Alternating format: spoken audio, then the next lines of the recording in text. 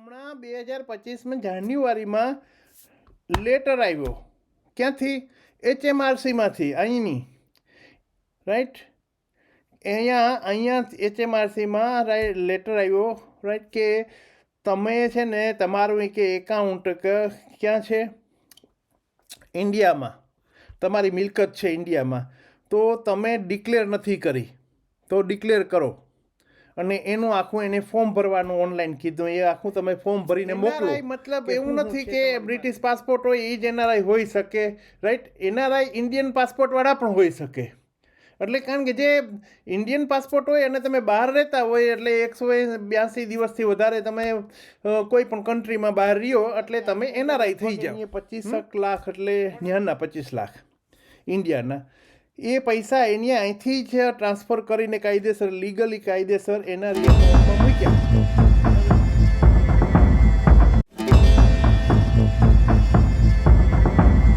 રામ રામ, સીતારામ, જય શ્રી કૃષ્ણ, હર હર મહાદેવ, ઘર ઘર મહાદેવ, જય લીરબાઈમાં, જય વિંજાત ભગત અને જય ખોડિયારમાં.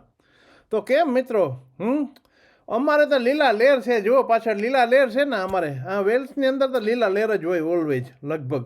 પણ વિન્ટરમાં થોડુંક પછી બહુ ન હોય, પણ લીલા લેર એટલે વ્હાઇટ લેર હોય. કારણ કે વ્હાઇટ લેર એટલે આ સ્નો પડે ને વિન્ટરમાં, અને સમરમાં લીલા લેર. તો એવું છે ભાંડાડાની. કે તો મારે આજે તમને વાત એ કરવી છે કે 2-3 એવી કોમેન્ટ આવી છે અને એની પૂછ્યું છે કે ભાઈ અમારે શું કરવું એના વિશે. તો મેં કીધું હાલો હું તમારા માટે વ્લોગ જ બનાવું અને બધાને ખબર પડે, બીજા આપણા ભંડારા જે બધા છે મિત્રો બધા, એને ભેગા ખબર પડી જાય ને કે ભાઈ વસ્તુ શું છે.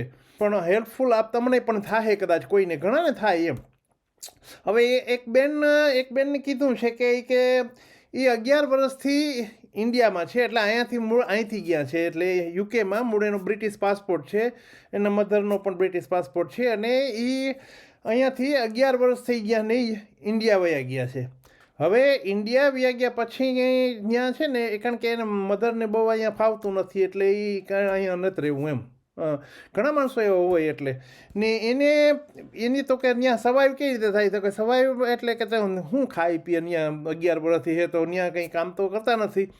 તો એને છે ને એફડી ખોલાવી છે. એટલે એફડી એટલે ફેમિલી ગિફ્ટ આપેલ છે, અને એ પૈસા જે આપ્યા છે એ પૈસાની એની એફડી કરી છે ત્યાં બેંકની અંદર, વિચ ઇઝ બરાબર છે, એમાં કંઈ નો પ્રોબ્લેમ વોટ્સો એવર.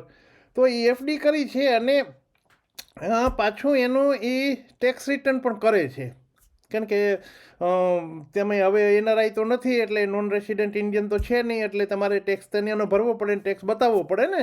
કારણ કે તમે ત્યાંના રેસિડેન્ટ થઈ ગયા. ભલે તમારો બ્રિટિશ પાસપોર્ટ હોય તો એનો ડઝન્ટ મેટર, રાઈટ. આમાં બ્રિટિશ પાસપોર્ટ અને ટેક્સને કંઈ લાગે વળગતું નથી. પહેલી વસ્તુ તો એક માર્ક કરી લ્યો, રાઈટ. એનઆરઆઈ મતલબ એવું નથી કે બ્રિટિશ પાસપોર્ટ હોય એ જ એનઆરઆઈ હોઈ શકે, રાઈટ. એનઆરઆઈ ઇન્ડિયન પાસપોર્ટવાળા પણ હોઈ શકે. એટલે કારણ કે જે ઇન્ડિયન પાસપોર્ટ હોય અને તમે બહાર રહેતા હોય એટલે 182 દિવસથી વધારે તમે કોઈ પણ કન્ટ્રીમાં બહાર રહ્યો એટલે તમે એનઆરઆઈ થઈ જાઓ. પણ એનો મતલબ એનઆરઆઈ એટલે મતલબ એવું નથી કે તમે તમારી પાસે સિટીઝનશીપ, બ્રિટિશ સિટીઝનશીપ અથવા તો અમેરિકન સિટીઝનશીપ કે કોઈ બીજા દેશની સિટીઝનશીપ છે. સિટીઝનશીપ અને ટેક્સને આખું કંઈ લાગતું વળગતું જ નથી. પહેલાં તો એ ખાસ તમે આ માર્ક કરજો. ઘણી વખત એ ભૂલ થઈ જાય છે. અને OCI કાર્ડ કોના માટે હોય? તો કે OCI કાર્ડ એના માટે હોય કે જે બહારના વતની હોય, બહારના સિટીઝન્સ હોય એમ. સિટીઝન બહારના જોઈએ. ઇન્ડિયન સિટીઝનને OCIની જરૂર નથી. એક ભાઈએ એમ પૂછ્યું હતું મને કે તમે કહો છો કે એનઆરઆઈ નહીં, કે પણ એનઆરઆઈને OCIની ક્યાં જરૂર છે? એટલે એનઆરઆઈ એટલે એનો મતલબ એવો નથી કે ઇન્ડિયન સિટીઝન જ હોય. એનઆરઆઈ તો બ્રિટિશ સિટીઝન હોઈ શકે. બધા એનઆરઆઈ જ કહેવાય એને, રાઈટ. એને એવું નથી કે બ્રિટિશ સિટીઝન હોય એને એનઆરઆઈ ન કહેવાય. એને એનઆરઆઈ કહેવાય, કારણ કે મૂળ ઇન્ડિયાના હોય એને.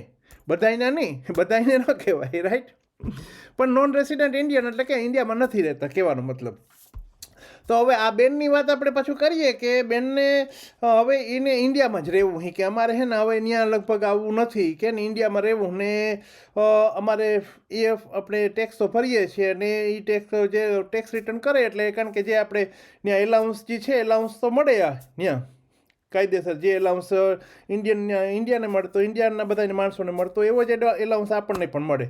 અને પણ આપણે ટેક્સ રિટર્ન કરવું પડે, બરાબર. એટલે એ બધું કરે છે અને એની પાસે પાન કાર્ડ ને આ બધું છે જ, એટલે ઇટ્સ નો પ્રોબ્લેમ. તો હવે એ એમ કહે છે કે મારે કે ઇન્ડિયન પાસપોર્ટ કરવાની ઈચ્છા છે કે પાછો કે ઇન્ડિયન પાસપોર્ટ લેવો છે, ઇન્ડિયન સિટીઝન થવું છે એને. તો ફેમિલી કે ના પાડે છે, તો શું કરવું કે કારણ કે મારે કે યુકે આવવાની તો ઈચ્છા નથી. પણ તમે શું કહો છો ભાંડેડા મિત્રોને કે ઇન્ડિયામાં રહેતા હોય અને આપણે પછી અહીંયા ન આવવું હોય તો બ્રિટિશ પાસપોર્ટ સારો કે ઇન્ડિયન પાસપોર્ટ સારો એમ? તમે શું રાય આપો છો મને છે ને એમ કોમેન્ટ કરજો આમાં. ખાસ મારે કોમેન્ટ જોઈએ છે તમારી કે તમારો અભિપ્રાય શું છે. મારો અભિપ્રાય તો હું તમને આપું કે મારો અભિપ્રાય તો એ છે કે જનરલી છે ને ભલે ન આવવું હોય તોય બ્રિટિશ પાસપોર્ટ રખાય, કંઈ વાંધો નથી. કારણ કે આપણી પાસે ઓસીઆઈ છે, ઓસીઆઈ છે એટલે એ પીળો પડવાનો જ છે અત્યારે. તમને કોઈ ના તો પાડતું નથી ત્યાંથી રહેવા માટે. અને તમારે હા કોઈને રાજકારણમાં કોઈ ઊભું હોય, પોલિટિક્સમાં કે ઊભું હોય, રાઈટ, એવું કંઈ કરવું હોય કામ તો બરાબર છે. અથવા તો તમારે જમીન લેવી હોય ત્યાં, ખેતીની જમીન, રાઈટ, તમારા કોઈ ખેડૂત હોય, તમારા ફોરફાધર્સને પેરેન્ટ્સને તો તમારે બરાબર છે. ફાર્મ હાઉસ લેવું હોય એના, કારણ કે એ તમે ના લઈ શકો ઓસીઆઈ હોય તો, બરાબર. એટલે એવું કંઈ લેવું હોય ને એવું કંઈ કરવું હોય, રાઈટ, તો તમારે ત્યાંની સિટીઝનશીપની જરૂર પડે. બાકી સિટીઝનશીપની કોઈ જરૂર પડતી નથી. તમે ત્યાં રહી શકો કાયદેસર લીગલી, રાઈટ. ને એ જે બીજા બધા ફાયદા જે મળે છે એ તમને ફાયદા મળે. ઓનલી સર્ટેન ફાયદા કે જે સિનિયર સિટીઝનના અમુક જે છે ત્યાંના લોકલ માણસોને જે મળે, અથવા તો હોસ્પિટલના કંઈ ફાયદા કે જે હોસ્પિટલમાં જે ઇન્સ્યોરન્સ ને બધું મળે છે એ કદાચ તમને ન મળે, રાઈટ. બાકી બીજું તો બધું મળે છે આપણે ઓસીઆઈ વાળાને, આપણે કંઈ પ્રોબ્લેમ છે જ નહીં, બરાબર. તો મારો મત પ્રમાણે તો છે ને એ છે એ બરાબર છે તમારા પાસે જે બ્રિટિશ પાસપોર્ટ. અને કારણ કે તમારે ગમે ત્યારે આવવું હોય, પાછું એવું નથી કે અહીંયા જ આવવું હોય. તમે 100 ને કેટલા લગભગ 60-70 દેશ કે 180 દેશ જેટલા છે એમાં તમે મુસાફરી કરી શકો આરામથી without visa, mostly, right. Visa વગરની તમે એટલે મુસાફરી કરી શકો કે એ ફેવરેટ, એટલે ટૂંકમાં એમ ફેવરેટ છે આપણે એમ બ્રિટિશ પાસપોર્ટ. કહેવાનો મતલબ આપણે ઇન્ડિયાને, એનો મતલબ એવો નથી કે ઇન્ડિયન આપણે કે ઇન્ડિયન સિટીઝનશીપ હોય એટલે ખરાબ છે, ખરાબની વસ્તુ નથી. પણ આપણે તો કમ્પેરની વાત થાય છે કે જો આપણે વર્લ્ડમાં ટ્રાવેલ કરતા હોય તો બ્રિટિશ પાસપોર્ટ હોય તો આપણે ઇઝી પડે એમ. બીજું કંઈ કારણ નથી કે એનો કંઈ એમાંથી વેલ્યુ, ઇન્ડિયાની વેલ્યુ ઘટી જાય છે. ઇન્ડિયાની વેલ્યુ કંઈ ઘટતી નથી. ઇન્ડિયાની વેલ્યુ તો આ બધાય કરતાં વધારે છે, ટોપમાં છે, રાઈટ. પણ બીજો એક જે ક્વેશ્ચન આવ્યો છે એ બીજાની તમને વાત કરું તો એ ભાઈ છે ને લગભગ 1991માં 1991માં અહીંયા યુકેમાં આવ્યા ભાઈ, રાઈટ. હવે યુકેમાં આવ્યા એટલે એને બ્રિટિશ હતી એની સિટીઝનશીપ, એના ફાધર્સની આફ્રિકામાં હતા પહેલાં, એટલે અમારી જેમ એટલે એ રીતે આવ્યા અને સિટીઝનશીપ ઉપર જ આવ્યા પાછા એમ. તો એ આવ્યા પછી એની અહીંયા કામ જ કર્યું છે ને કામ કરે છે, રાઈટ. અને 2004ની અંદર એને એનઆરઈ એકાઉન્ટ આપણે જે ખોલાવાય એ એનઆરઈ એકાઉન્ટ એ ખોલાવ્યું, એનઆરઓઈ ખોલાવ્યું છે, રાઈટ. અને એમાં 2004ની અંદર લગભગ એની 25 લાખ, એટલે ત્યાંના 25 લાખ ઇન્ડિયાના, એ પૈસા એની અહીંથી જ ટ્રાન્સફર કરીને કાયદેસર, લીગલી કાયદેસર એનઆરઈ એકાઉન્ટમાં મૂક્યા. હવે એ મૂક્યા પછી એના વ્યાજ ઇન્ટરેસ્ટ મળતું હતું ને એમાં એની એફડીએ કરી હશે, રાઈટ, એનઆરઈમાં. તો એ પૈસા ધીરે ધીરે વધતા ગયા ને અત્યારે લગભગ 75-80 લાખ જેટલા થઈ ગયા છે એ પૈસા. અને એનઆરઓ એકાઉન્ટમાં એ બીજા પૈસા છે તો એ પૈસા પણ લગભગ એને 25-30 લાખ રૂપિયા ત્યાં છે એમાં, ને એનું પણ ઇન્ટરેસ્ટ મળે છે. પણ એ ઇન્ટરેસ્ટ તો ત્યાં ઓલા ટીડીએસ કપાઈને મળે, બેંક તો કાપી લે ને. પછી તમે જો ત્યાં ટેક્સ રિટર્ન કરતા હોય તો તમને એ પાછું મળે, નહીંતર તો કંઈ મળે નહીં, બરાબર છે. હવે આ ભાઈ અહીંયા કામ જ કરે છે અને કોઈ દી બિઝનેસ કે કંઈ કર્યો જ નથી એની. પણ એને હમણાં 2025માં જાન્યુઆરીમાં લેટર આવ્યો, ક્યાંથી? HMRCમાંથી, અહીંની, રાઈટ. અહીંયા HMRCમાં લેટર આવ્યો, રાઈટ, કે તમે છે ને તમારું કે એકાઉન્ટ ક્યાં છે? ઇન્ડિયામાં. તમારી મિલકત છે ઇન્ડિયામાં, તો તમે ડિક્લેર નથી કરી તો ડિક્લેર કરો. અને એનું આખું એને ફોર્મ ભરવાનું ઓનલાઈન કીધું. એ આખું તમે ફોર્મ ભરીને મોકલો કે શું છે તમારી પાસે, રાઈટ. અને જે કંઈ હોય એ બધું કયો. એટલે આ ભાઈ તો બિચારા વિચારમાં પડી ગયા કે ભાઈ હું તો કામ કરું છું, કામ કરીને આ પૈસા જે કંઈ હતા મારા પાસે, રાઈટ, એ મેં કામ કરીને જ બનાવ્યા છે પૈસા. એટલે બાકી તો કંઈ આપણી પાસે બીજું કંઈ છે નહીં કે આપણી પાસે કંઈ કોઈ બીજી ઇન્કમ છે કંઈ કે ટેક્સ આપણે હાઇડ કરીને કંઈ કે અહીંયા ટેક્સ નથી ભર્યો. કારણ કે કામ કરતા હોય એટલે ટેક્સ તો તમારો સીધો કપાઈ જાય, કંપનીવાળા જ કાપી લે, એટલે એ તો અહીં તે કોઈ પ્રોબ્લેમ જ નથી. પણ એ ટેક્સ કપાઈને જે પૈસા એની અહીંયા એનઆરઈ એકાઉન્ટમાં મૂક્યા, એનઆરઈ એકાઉન્ટમાં ટેક્સ કપાતો નથી. એ તો તમને ખબર છે. એનઆરઈ એકાઉન્ટમાં જે પૈસા મળે એમાં ટેક્સ ત્યાં ભરવો પડે નહીં.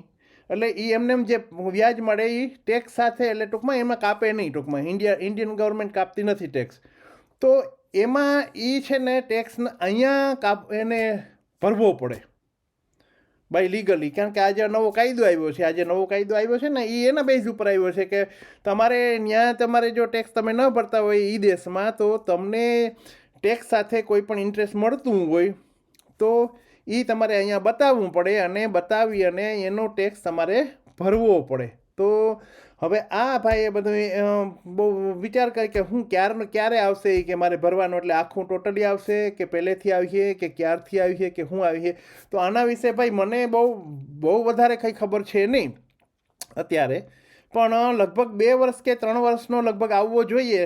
પછી તો કંઈ કહેવાય નહીં કે ક્યારથી કીએ, પણ 2-3 વર્ષથી કદાચ કીએ ને પાછળથી, અને બહુ તો 4 વર્ષથી કીએ, પણ એથી વધારે તો કંઈ ખબર છે નહીં. પણ અત્યારે જો ન બતાવે ન કીએ તોય પણ એના ઉપર તો ફાઇન આવે, રાઈટ. તો 200% ફાઇન ઠોકે, એટલે એ બતાવવું જ પડે. તો આવી રીતે હવે નવા અહીંયા પણ લેટર આવે છે એમ કે કામ કરતા હોય એને. આપણે એમ તો કામ કરતા હોય એને શું લેટર આવે, એને કોઈ દિવસ થોડા ભાવ પૂછે. પણ because of the AI, right, artificial intelligence આવી ગયું ને વચ્ચે ખોવાઈ ગયું, એટલે એનાથી એ લોકોને ફ્લેગ સીધો આવે. કોઈનું પણ એકાઉન્ટ હોય ત્યાં, એટલે એ સીધું કેચ કરી લે, અને કેચ કરીને એના ઉપર આવે લેટર. અને ત્યાં પણ ઇન્ડિયામાં આવે છે અને અહીંયા આવે છે, 2 જગ્યાએ આવે છે હવે. એટલે હું તમને વાત કરું છું કે જે ત્યાં કોઈ સેવિંગ એકાઉન્ટ તમારું હોય અને તમે એનઆરઆઈ હોય અને તમારું એનઆરઈ એકાઉન્ટ પણ હોય, તો તમે મુસીબતમાં આવી શકો છો, રાઈટ.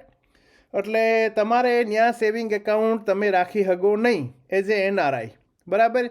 અને હોય તો તમારે બંધ કરવાનું અથવા તો કન્વર્ટ ઇન્ટુ એનઆરઓ એકાઉન્ટ, નહીંતર તમને મુસીબત થાય બહુ મોટામાં મોટી, રાઈટ, જેનું પાસે હે ને. તો આ વસ્તુ છે. એટલે બાકી તમે કોમેન્ટ કરજો કંઈ એવું હોય તો આપણે એના વિશે ચર્ચા કરશું, બરાબર.